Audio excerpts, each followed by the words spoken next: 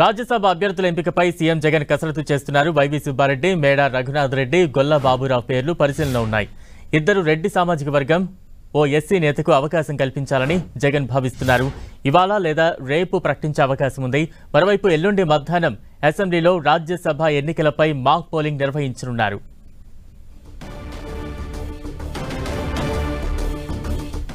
ఇదే అంశానికి సంబంధించి తాజా అప్డేట్స్ అందించేందుకు మా ప్రతినిధి దుర్గా సిద్ధంగా ఉన్నారు. దుర్గా,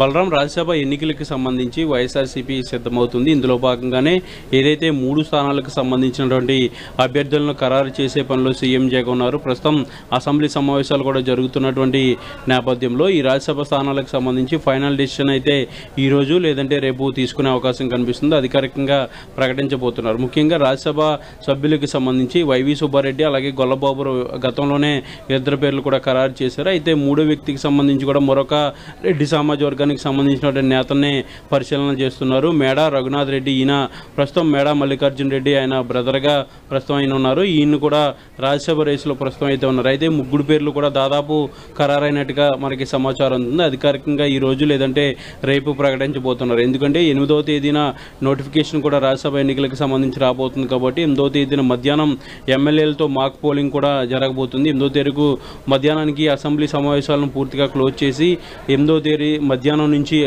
ఎమ్మెల్యేలకు మాక్ పోలింగ్ నిర్వహించబోతున్నారు. రాజ్యసభ ఎన్నికలకు ముఖ్యంగా టీడీపీ అభ్యర్థిని పెట్టే ఆలోచన చేస్తున్నటువంటి నేపథ్యంలో ఎక్కడ కూడా ఎలాంటి పొరపాట్లు జరగకుండా గతంలో ఎమ్మెల్సీ ఎన్నికల్లో జరిగినటువంటి పొరపాట్లు, అదేవిధంగా అప్పుడు జరిగినటువంటి క్రాస్ ఓటింగ్ జరగకుండా ముందస్తుగానే వైఎస్ఆర్సీపీ అలర్ట్ అయింది. ఇందులో భాగంగానే కొంతమంది ఎమ్మెల్యేలు ఎవరైతే వైసీపీ నుంచి టీడీపీలోకి వెళ్ళారో రెబల్ ఎమ్మెల్యేలపైన కూడా అనర్హత వేటు వేసేందుకు ఇప్పటికే రంగంతో కూడా సిద్ధం చేశారు. దానికి సంబంధించినటువంటి నోటీసులు కూడా పలుమార్లు ఇచ్చారు, విచారణ కూడా పిలిచారు. 8వ తేదీన మరొకసారి ఎమ్మెల్యేలు స్పీకర్ని కలవబోతున్నారు.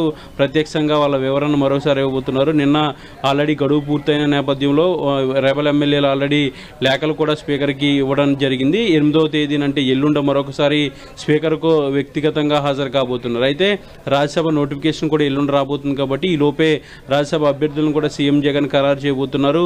గొల్లబాబురావు, వైవి సుబ్బారెడ్డి పేర్లు ఇప్పటికే ఖరారు చేశారు. అయితే చిత్తూరు ఎమ్మెల్యేగా ఉన్నటువంటి ఆర్ఐటి శ్రీనివాసులను గతంలో ఖరారు చేసినప్పటికీ మారినటువంటి సామాజిక సమీకరణాలు అలాగే రాజకీయ సమీకరణాల నేపథ్యంలో ఆర్ని శ్రీనివాసులను ప్రస్తుతానికైతే పక్కన పెట్టారు. ఆయనకి ఎమ్మెల్సీ అవకాశం ఇస్తానంటూ కూడా సీఎం జగన్ హామీ ఇచ్చినట్టుగా మనకి సమాచారం అవుతుంది. అయితే 3 వ్యక్తిగా మేడా రఘునాథ్ రెడ్డి తెరపైకి వచ్చారు. ఈ 3 వ్యక్తుల పేర్లు దాదాపు ఖరారైనట్టుగా తెలుస్తుంది. అధికారికంగా ఈ రోజు లేదంటే రేపు ప్రకటించబోతున్నారు. ఏదైనప్పటికీ కూడా రాజ్యసభ స్థానం ఖాళీ కాబోతున్నటువంటి 3 స్థానాలు కూడా వైఎస్ఆర్సీపీకే సంఖ్యాబలం ఆధారంగా దక్కనున్నాయి. కాబట్టి ఒకవేళ టీడీపీ అభ్యర్థిని కనుక పెడితే ఏ విధంగా ముందుకెళ్లాలనే దానికి సంబంధించి వైఎస్ఆర్సీపీ వ్యూహాలు కూడా సిద్ధం చేస్తున్న పరిస్థితి కనిపిస్తుంది. Balaram, right, thank you Durga.